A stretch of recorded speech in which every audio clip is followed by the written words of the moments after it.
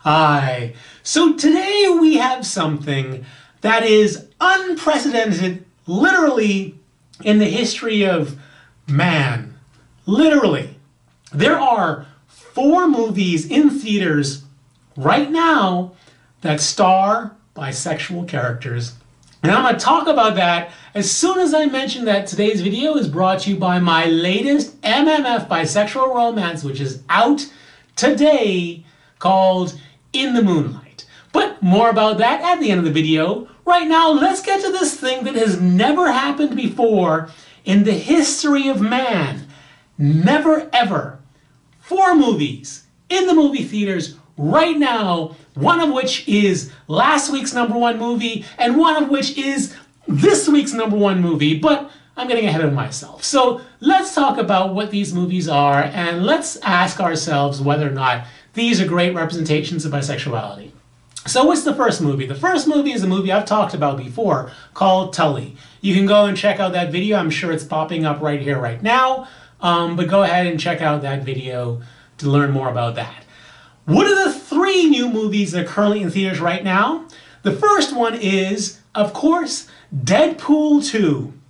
We all know who follow superheroes that Deadpool is a bisexual character, specifically a pansexual character. And he has a new movie. It was a #1 movie. And the question we have to ask is, A, is it a good movie? And B, is it a good representation of bisexuality? Is it a good movie? It is a funny movie. It is not as funny as the first movie. The gags feel a little bit more forced this time, a little bit. And there's a lot more fourth wall breaks this time. And whereas the last one was just a clear romantic movie, this one is a little less focused. Now, don't get me wrong. I laughed a hell of a lot through the movie, and it's certainly worth seeing. But is it as good as the last movie? Yeah, what sequels usually are. Not really. But is it worth seeing? Absolutely. Now, is it worth seeing? Like, is it great for bisexual representation? I think that it is probably slightly better than the first movie in terms of bisexual representation, but only slightly better. So, in this movie, like the last movie, Deadpool is in love with a woman. And just because a character is bisexual doesn't mean that they're going to cheat, doesn't mean they're going to, like, you know, they have to have their desire for multiple genders satisfied at the same time. So clearly, it can still very much clearly be a good bisexual representation without there being a threesome or someone cheating and stuff like that. So in this movie, once again, Deadpool is in love with the same woman he's been in love with before. And does he do things that show that he's bisexual? The answer is yes, he does. I mean, in a very limited form. What he does with Colossus is not something a straight person would do to another man. He gets kind of handsy. He gets really touchy with him. So does Deadpool act like a bisexual? Yeah, Deadpool definitely acts like a bisexual. So is this good representation of bisexuality? For what it is? Honestly, yeah. I think that Deadpool is a good representation of bisexuality, considering the fact that he is in a committed relationship with a woman. So there it is. Deadpool 2, the #1 movie last week, stars a bisexual character, and also good representation of bisexuality. Now, I can also mention that he isn't the only, let's say, non-straight character in the movie. Also is another female superhero character, and it's quickly announced that she has a girlfriend. And do we know whether she's lesbian? We don't. Do we know whether she's bisexual? We don't. Do we know whether her girlfriend is lesbian or bisexual? We don't. So they had same-sex representation in the movie, while, you know, Deadpool is bisexual, specifically pansexual. On that aspect, Deadpool was a great movie. So I hope you go out and check it out. Now, what's the next movie that has a bisexual character in it? Well, it's going to be next week's #1 movie, which is Solo, a Star Wars story. Now, who's the bisexual in this movie? It is Lando Calrissian, who is bisexual, specifically pansexual. Now, how do we know that Lando Calrissian is pansexual? It is because the four main actors from the movie was doing an interview with Sirius Radio, and the interviewer said to Donald Glover, who plays Lando Calrissian, he says that one of the writers of the movie stated that Lando Calrissian is pansexual. Did you know that, and how did you feel about it? And Donald Glover just kind of says, yeah, I knew. Of course I knew. And then the other two actors who play Han Solo and the love interest look at him and say, really? You knew that? He's like, of course I knew that. How could you be in space and not be pansexual? I mean, there are a lot of people you can have sex with in space. And what are you asking? Are you male? Are you female? I mean, sometimes it's just a blob and you're going to ask the gender? Come on, please. It was hilarious. Check it out. It's easy to find. Just type in pansexual Lando Calrissian and it'll pop up on YouTube. But his attitude towards his character being pansexual is just the best. And it's awesome that the writer of the movie said that he is pansexual and that he wishes that they could have more representation in the movie. But for right now, that was all that he could squeeze in. So that's kind of awesome. Now the question is the movie good? And also, is the pansexual, bisexual representation in the movie good? Is the movie good? Let me tell you something. I did not want to see this movie. The only reason I went to see this movie is because I found out that Lando Calrissian is bisexual, pansexual. And the reason why I don't want to see the movie, because all the trailers, I mean, the guy who plays Han Solo kind of looks like a dud. I mean, the major thing about Han Solo is his charisma and his personality and the charm of him and stuff like that. And there's no trailer that made Han Solo in this Han Solo, Star Wars story. Nothing that made him look charismatic or fun or interesting or funny or anything. So I had zero desire to see this movie. However, I saw this movie and I gotta say, this was a fun movie. Like all the critiques that people have had on this movie, and I won't get into it to ruin it for you. But no, I didn't think any of that was the case. This is a caper. This is Han Solo has to, steal this stuff in order to have this other thing happen. And it's just a caper story. And I gotta say, Lando Calrissian, whereas in all the Star Wars movies, Han Solo was the comic relief to all the other action. In this story, in Han Solo's story, Lando Calrissian is the comic relief in all the situations. And it's not like he's making himself look foolish. It's just that his style his way about him is just inherently funny. And Donald Glover is inherently funny. So his character is that way. And I enjoyed it. I was on the edge of my seat. I was watching with enthusiasm. And I wanted to know how this would end. And honestly, I did not know how this movie would end. And it did not end the way I thought it was going to end. So in that instance, yeah, it was an enjoyable movie. Now, is this a movie that's good for bisexual representation? I'm going to go and say not really. I mean, does Lando Calrissian have a love interest in this movie? As weird as it is to say, yeah. Yes, Lando Calrissian has a love interest in this movie. Does that love interest make him a clear representation of pansexuality? I mean, technically, no, but on the other hand, yes. When Donald Glover said, responding the way he did about his character being pansexual, and he said, there's a lot of things in space to have sex with or to fall in love with, and that you're not going to ask whether they're male or female. I mean, he was clearly talking about the love story that he has in this movie. But is it a great representation of bisexuality? Not really. I would still recommend you go see the movie simply because it's kind of a fun story, and I think it's great to represent whether the writer and the actor both had clear support for bisexuality and that they made a point of saying that the character was bisexual, even though if you went and saw it, you probably wouldn't have thought it. So yeah, in that aspect, I hope you go and see the movie. Now, what is a third movie that stars a bisexual character that's in theaters right now? This one isn't a movie that's going to be #1 in the box office. This one, like Tulley, is a small independent movie. And this one, the storyline is much more central to the main character's bisexuality. So what is this movie? It's a movie called Disobedience, and it stars Rachel Weisz and also Rachel McAdams. Rachel Weisz, the movie starts off with her. She's a photographer in New York, and she gets a phone call that her rabbi father has died. And as soon as she finds that out, she goes to a bar. She picks up the bartender and has sex with him in the bathroom before returning to her Orthodox Jewish London hometown for her father's funeral.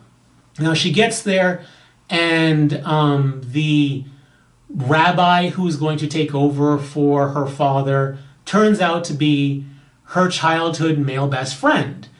And she comes to the wake, and the male best friend, encourages her to stay with him and his wife. And they start talking, and she asks him, since they've been out of contact for a long time, she asks him, so did you get married? And it turns out that he did get married, and he got married to her other best friend, her female best friend. And it turns out that the reason why she lost contact with her father and her hometown was because she and her female best friend ended up hooking up together. Her father walked in on them, shamed the both of them, and then she ended up just leaving town and never coming back, and losing contact with her female best friend, her male best friend, and this is the first time that she's returning since then. Now, is this a good movie? That is such an interesting question, because a lot of people are pegging this movie as a lesbian movie. And honestly, even though it stars a bisexual woman and it has to do with the woman that the main storyline is between the bisexual character and the female friend from childhood, I would say that, yeah, it's easy to see how people are saying this is a lesbian movie, because so much of this movie is about not the lead character, but the best friend character, and about her coming to grips with her sexuality. Because unlike Rachel Weisz's character, who, has sex with a guy as soon as she finds out that her father's died, Rachel Weisz's character hasn't been with a woman since having been with her best friend. So she's clearly bisexual. However, the best friend character who married the guy who got married to, the male best friend, she admits that she has never had feelings for men, and she still hasn't had feelings for men. So she is a homosexual married to a man, and the story very much becomes about her and what she does in reaction to having her sexuality reawakened by the return of Rachel Weisz's character. So it's easy to see how people think this is a lesbian movie. But, if you studied script analysis, which I did, and you really understand the way a story is structured, you'll know that in a story, it starts out, especially movies, it starts out with an inciting incident. And in this movie, the inciting incident is the death of Rachel Weisz's father. And then all the things that happens in the middle is in support of how the movie ends. And the movie ends in such a way that it actually tells you that the movie is not about the lesbian character. The movie is about what happens when a bisexual character expresses her bisexuality and then becomes shamed for it, and how their life kind of twists and morphs over time and it's about the healing that has to happen from the shaming and Rachel Weisz's character becoming a full person once again. It's hard to pull that out of the movie, though. I mean, I only know that because I study stories. Like, that's my job. I write these stories. So I have to know how a story is structured. But if you're not a person who's very much into analyzing stories, you might not get that out there. So, is the movie good, worth seeing? Sure. Sure, it's a really unique story if you're interested in, you know, Orthodox Jewish culture, if you're interested in a story that explores one's female bisexuality. I think it's worth seeing. Is it a great story like Call Me By Your Name is a great story, or Tulley is a really good story? It isn't. It isn't. You might want to wait until this one gets on DVD or streaming before you watch it. It's definitely interesting, but is it a great story? It's not a perfect story. However, is it good in terms of bisexual representation? Well, it's better than the last two movies. Better than Deadpool 2, and it's better than Solo, Star Wars story. But, you know, no one actually says bisexual in the movie. Of course, no one says lesbian either. But no one says bisexual, but she is clearly a woman who is interested in men, and she's clearly a woman who's interested in women. So she's a clear bisexual, she's unquestionably bisexual, and her story is being represented on screen. So in that way, I would say that Disobedience is a good representation of bisexuals on screen. So that's it. Those are the 3 new movies and the 4 movies that star bisexual characters that are in theaters right now. How awesome is that? Again, don't lose sight of this. This is really, really important. Again, this is the first time in the history of Earth that there are 4 stories in movie theaters, in English at least, that star bisexual characters. We have entered a different phase of our existence. Because I dare anyone to tell me the last time, if ever, there were 4 movies in theaters that had gay characters as stars in it. I don't think there's ever been. Ever. So the fact that there are bisexual characters in 4 movies, both #1 movies at the same time in theaters, it's mind-blowing. And I really hope that you guys take a moment and appreciate the time that we're living in, because it is unprecedented. And if you like to support bisexual stories, you can check out any of those 4 movies, or you can check out any of my 2 books that have come out in the last 2 weeks.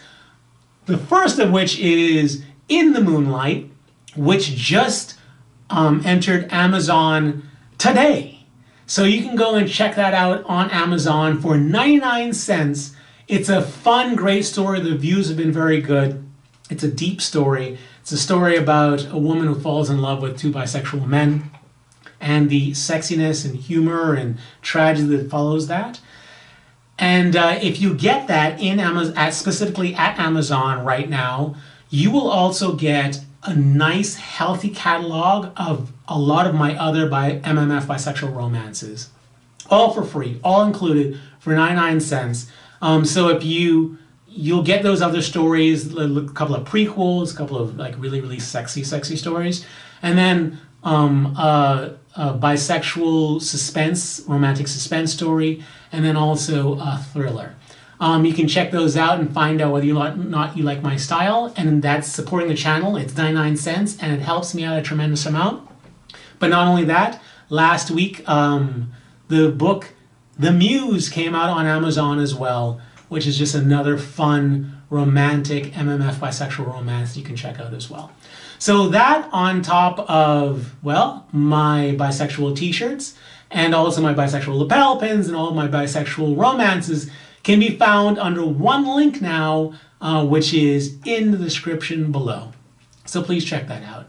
And also, if you like the video, give it a thumbs up and subscribe. I do many videos on bisexual topic, usually on a Sunday. But if you'd like to know when any of those videos come out, you have to click on the subscribe button. Then you have to click on the bell, and by doing that, you'll be telling YouTube that you'd like to know when a new video comes out. Until the next video, stay cooler, my bisexual friends, and go and check out some cool movies and books. Stay cooler. Bye.